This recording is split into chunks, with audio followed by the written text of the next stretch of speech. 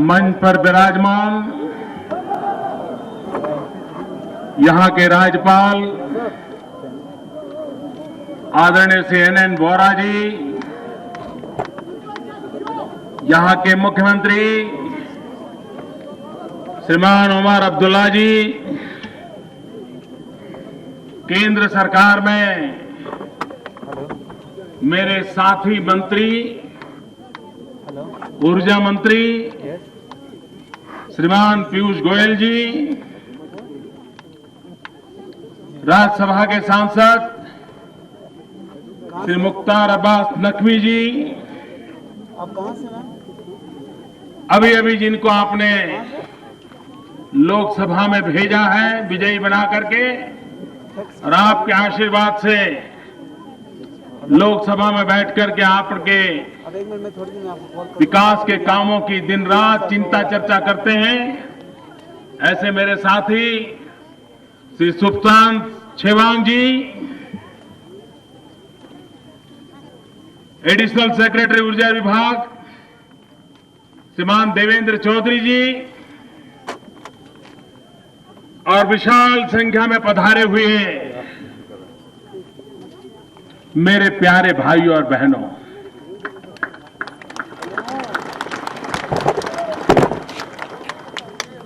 ये मेरा सद्भाग्य है कि मुझे हिंदुस्तान के एक आखिरी छोर पर रहने वाले करगिल के मेरे भाइयों बहनों से बातचीत करने का अवसर मिला है।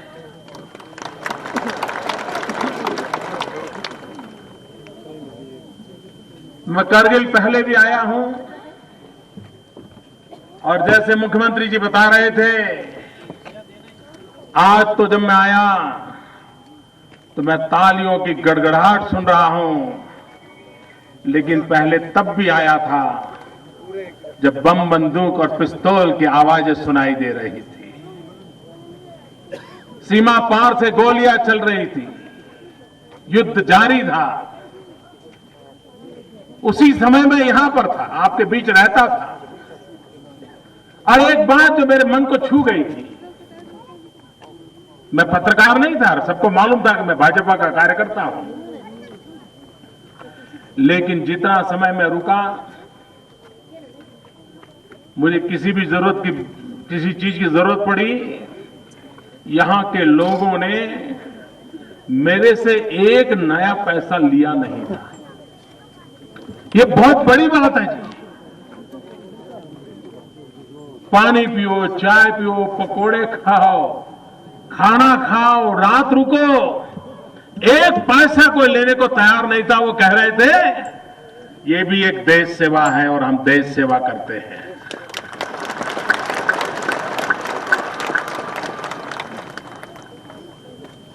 मैं देख रहा था कि सेना के जवान जो लड़ाई लड़ रहे थे, उनको जितनी मदद, जितना सहयोग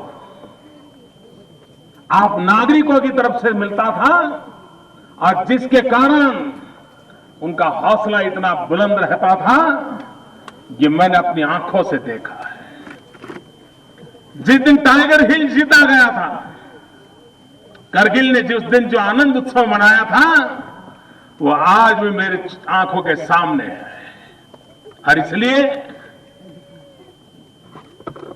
करगिल के लोगों की देशभक्ति, भारत की रक्षा के लिए उनकी जागरूकता,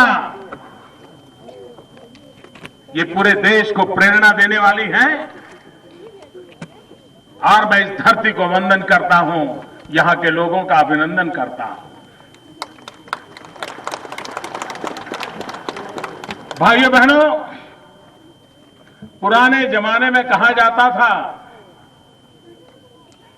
कि पानी और जवानी कभी पहाड़ के काम नहीं आते। ऐसा पुराने जमाने में कहा जाता था कि पानी और जवानी पहाड़ के काम नहीं आते। भाइयों बहनों, युग बदल चुका है। इस मान्यता को बदलना हमने ठान लिया है। पहले भले पानी और जवानी पहाड़ के काम न आती हो, हम ऐसी स्थिति पैदा करना चाहते हैं, पानी भी पहाड़ के काम आए, जवानी भी पहाड़ के काम आए। जब पानी से बिजली पैदा करते हैं, बिजली पहाड़ों को पहुंचाते हैं, वो पानी परोक्ष रूप से पहाड़ों को काम आता है। और यहां की जवानी रोजी रोटी कमाने के लिए परिवार के नौजवान बूढ़े मां बाप को गांव में पहाड़ों में छोड़ करके कहीं चले जाते हैं रोजी रोटी कमाने के लिए, घर छोड़ने के लिए मजबूर हो जाते हैं, यार दोस्तों को छोड़ करके मजबूर होना पड़ता है और कहीं जाकर के रोजी रोटी कमाने में के लिए मजदूरी करने के लिए झुग्गी झोपड़ी में गुजारा करना पड़ता है, कभी फुटपाथ पर रहना पड़ता है। क्या हम हमारी जवानी को ऐसे ही बेकार जाने देंगे?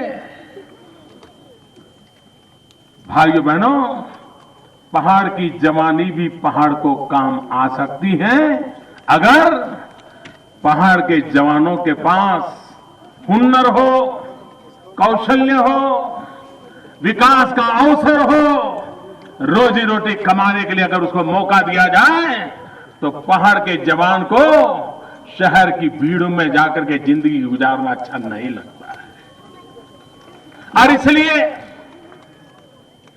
ये जो बिजली यहां पहुंची है वो सिर्फ घर के अंदर उजाला करने के लिए नहीं है, लट्टू जलाने के लिए नहीं है, मोबाइल फोन सिर्फ चार्ज करने के लिए नहीं है, टीवी पर भिन्न भिन्न प्रकार के सीरियल देखने के लिए सिर्फ नहीं है। ये बिजली यहां के औद्योगिक विकास के लिए उसकी प्राथमिकता है। छोटे मोटे उद्योग शुरू हो और अगर बिजली है तो उद्योग की संभावनाएं बढ़ती है। कृषि आधारित कामों का अवसर मिले, यहां की जो परंपरागत हुनर है, कला है, उसको आधुनिक रूप मिले, उसको टेक्नोलॉजी का अवसर मिले। मुझे विश्वास है यहां का नौजवान अपने पसीने से पैसे कमा भी सकता है, परिवार को चला भी सकता है और गौरव भर अपनी जिंदगी का गुजारा भी कर सकता है। ये दूर सुदूर रहने वाले लोग जब बर्फ बीच में आ जाती है तो हिंदुस्तान से कट जाते हैं और उनको कनेक्टिविटी चाहिए। हम प्रतिबद्ध हैं उनको कनेक्टिविटी के लिए। आज मैंने लद्दाख गया था, वहां घोषणा की है, ये रोड का काम बंद पड़ा था। क्यों? क्यों? तो टेंडर की जो रकम थी वो इतनी बड़ी आई थी कि कोई सरकार पैसे देने को तैयार नहीं था। सरकार आई गई, रोड वहीं के वहीं लटके रहे, बना नहीं। मैंने उसका जब रिव्यू किया तो ध्यान में आया कि जितना बजट हमने तय किया उसे काम नहीं चलेगा, अतिरिक्त बजट की जरूरत पड़ेगी। भाइयों बहनों, हमने तय किया है अतिरिक्त 8,000 करोड़ रुपया लगा करके ये काम पूरा कर दिया जाएगा।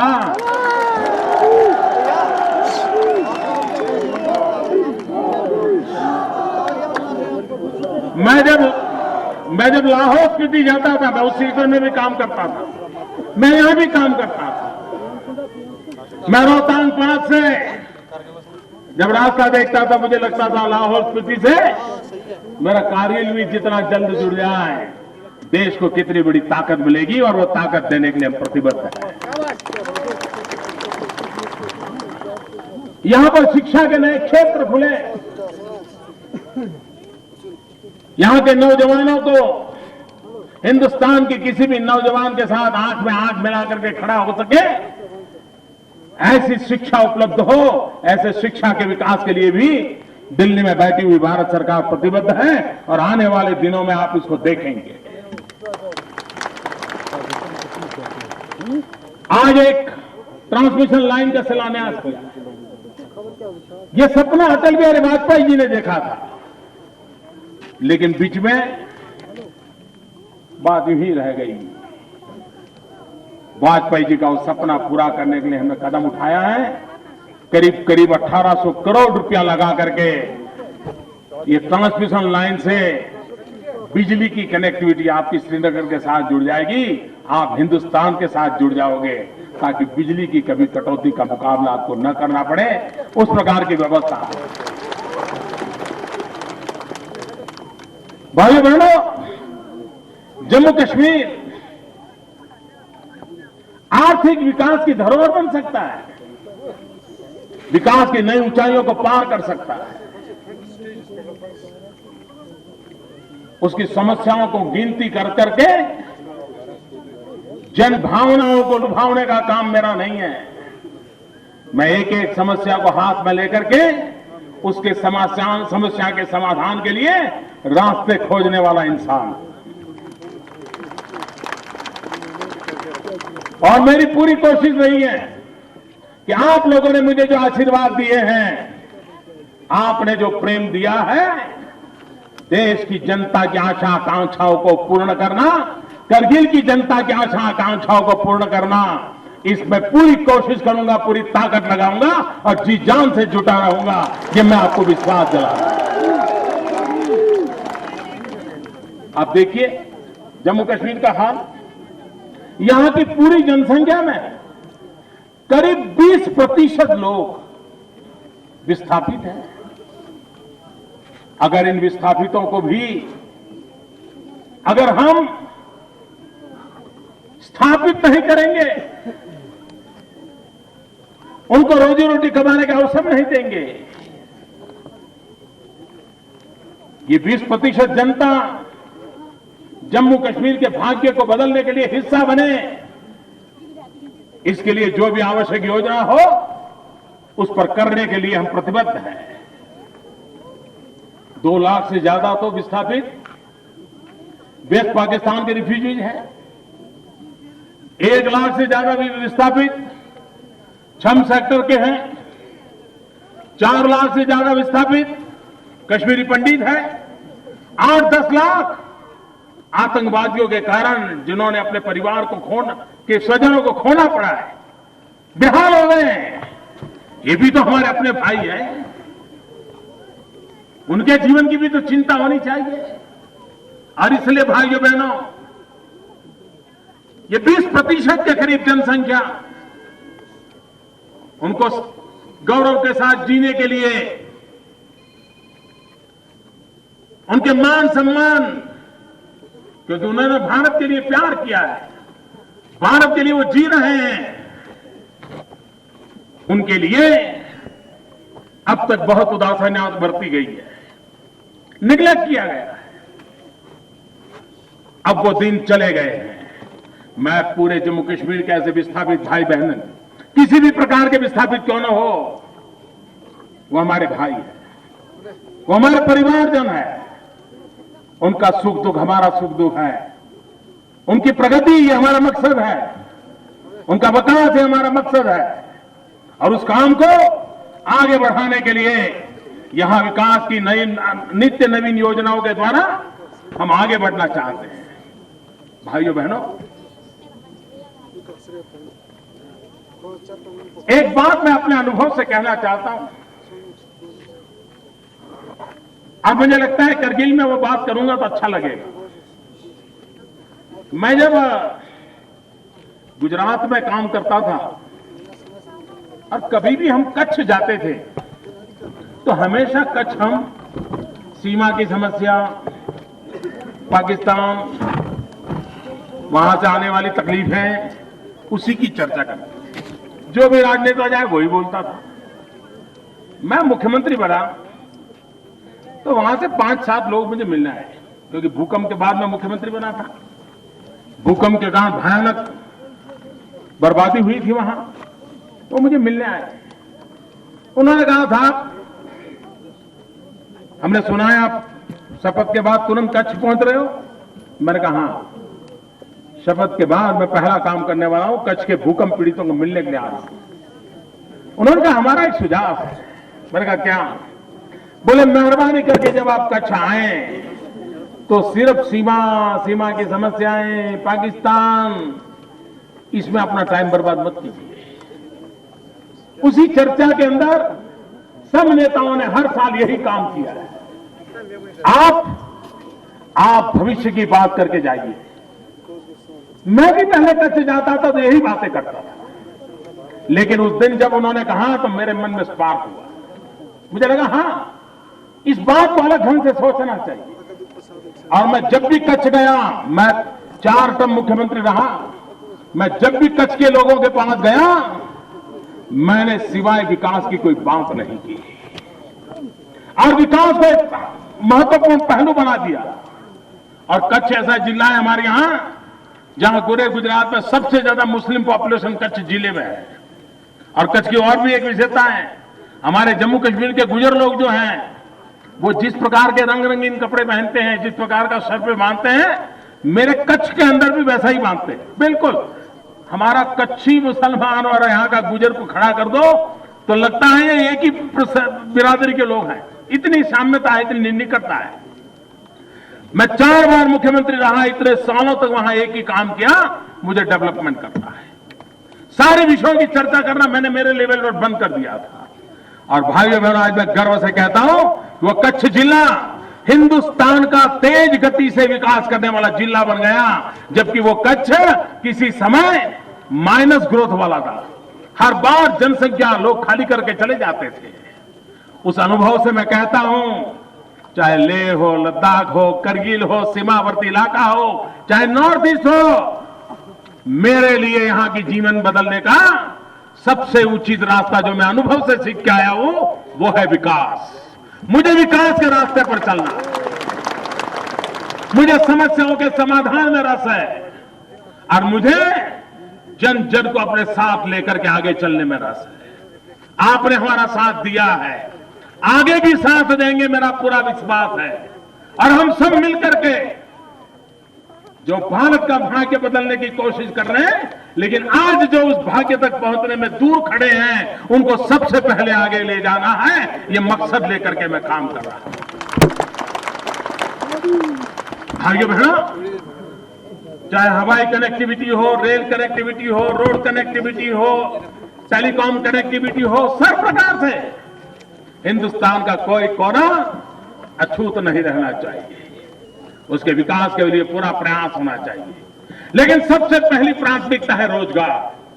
मेरे नौजवान को रोजगार मिले, उसके लिए यहां जो उपलब्ध संसाधन है उसी को केंद्र में रख करके आगे बढ़ना है। पश्मीना हमारी पहचान थी, धीरे धीरे धीरे हम खो रहे हैं। इसी बजट में हमने कहा है पश्मीना प्रमोशन के लिए P3 प्रोजेक्ट शुरू करने वाले हैं, ताकि यहां से दूर दूर पहाड़ों में रहने वाले लोगों को एक नया अवसर मिले। यहां का केसर, दुनिया के अच्छी क्वालिटी के केसर में जम्मू कश्मीर का केसर है। ये दुनिया के बाजार में अपना डंका क्यों न जमाए। और अगर एक बार विश्व के बाजार में जम्मू कश्मीर के केसर की पहचान बन गई तो मार्केट अपने आप मिलेगा। यहां का मेरा किसान आर्थिक रूप से संपन्न होगा, पैकेजिंग की भी इंडस्ट्री आएगी, ब्रांडिंग की इंडस्ट्री आएगी, मार्केटिंग की इंडस्ट्री आएगी, एक्सपोर्ट करने वाले यूनिट आ जाएंगे, यहां का किसान कमाना शुरू कर देगा।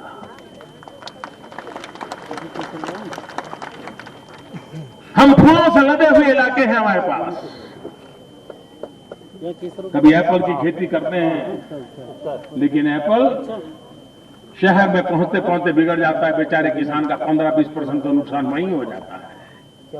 लेकिन अगर हम वैल्यू एडिशन करें, और अब जब बिजली आ रही है तो ऐसे छोटे छोटे यूनिट लगा करके वैल्यू एडिशन करके पैक टीन के अंदर उसका जूस हो, उसके कट फ्रूट हो, या एप्पल को बचाना हो, ऐसा ही सुरक्षित रखना हो, वो सब संभव है टेक्नोलॉजी से।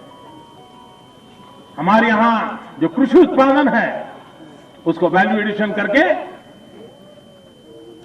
औद्योगिक इकाइयों को जोड़ करके हमारे यहां के किसान को हम ताकतवर बनाना चाहते हैं, मजबूत बनाना चाहते हैं। भाइयों बहनों, विकास तो करना है, लेकिन मैं अनुभव से कहता हूं इस देश को आगे बढ़ने के लिए पैसों की कमी नहीं है। इस देश को आगे बढ़ने के लिए हिंदुस्तान के नागरिकों के पसीने में भी कोई खोट नहीं है, पुरुषार्थ में भी खोट नहीं है, पैसों में भी खोट नहीं है। उसके बाद भी हमारा देश वहीं का वहीं कहां ठप हो गया है। सामान्य मानवी की जिंदगी में बदलाव क्यों नहीं आता है? और उसका एक महत्वपूर्ण कारण है भ्रष्टाचार ने हमें तबाह करके रखा हुआ है। आप मुझे बताइए भाइयों बहनों, भ्रष्टाचार से मुक्ति चाहिए कि नहीं चाहिए? भ्रष्टाचार जाना चाहिए कि नहीं जाना चाहिए? हिंदुस्तान के हर कोने से भ्रष्टाचार जाना चाहिए कि नहीं जाना चाहिए? भाइयों बहनों, मैंने बिड़ा उठाया है और मेरा तो मंत्र रहा है, न खाऊंगा न खाने दूंगा।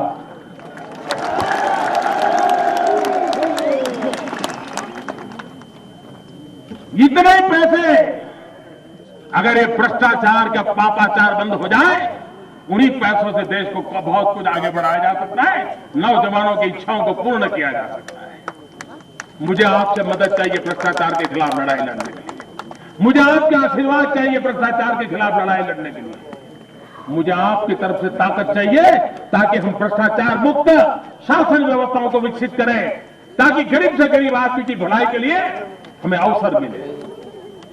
वरना पैसे आएंगे जाएंगे, कोई भला नहीं। बात बिगड़ती चली जाती है, मुझे बात को बनाना है। और इसलिए भाइयों बहनों, अटल बिहारी वाजपेयी ने जम्मू कश्मीर के लिए जो सपने देखे थे, उन सपनों को हमें पूरा करना है। यहां के जन सामान्य को ताकत देनी है। और भाइयों बहनों, कोई हिंदुस्तान के किसी कोने में कल्पना नहीं कर सकता कि लेह लद्दाख हो या करगिल हो, इतनी बड़ी जनसभा मुझे संबोधन करने का अवसर मिला। हिंदुस्तान में कई लोगों को कल्पना तक नहीं आई। आज जब टीवी पर ये चीजें देखेंगे, पूरा देश चकित हो जाएगा, आपकी देशभक्ति से चकित हो जाएगा, आपके उत्साह से चकित हो जाएगा। और हिंदुस्तान के और कोने के लोगों को भी कारगिल के उत्साह से प्रेरणा मिलेगी। ये प्रेरणा लेकर के मैं आज जा रहा हूं। मैं फिर एक बार आप सबका हृदय से धन्यवाद करता हूं। और विकास के लिए दिल्ली में बैठी हुई सरकार कभी पीछे मुड़ करके देखने वाली नहीं है। आपकी आशा आकांक्षाओं की पूर्ति के लिए दिल्ली में बैठी हुई सरकार जितना भी कर सकती है करने के लिए प्रतिबद्ध है, क्योंकि दिल से हम आपसे जुड़े हुए हैं और इसी के कारण हम इसे आगे बढ़ाना चाहते हैं। बहुत बहुत धन्यवाद।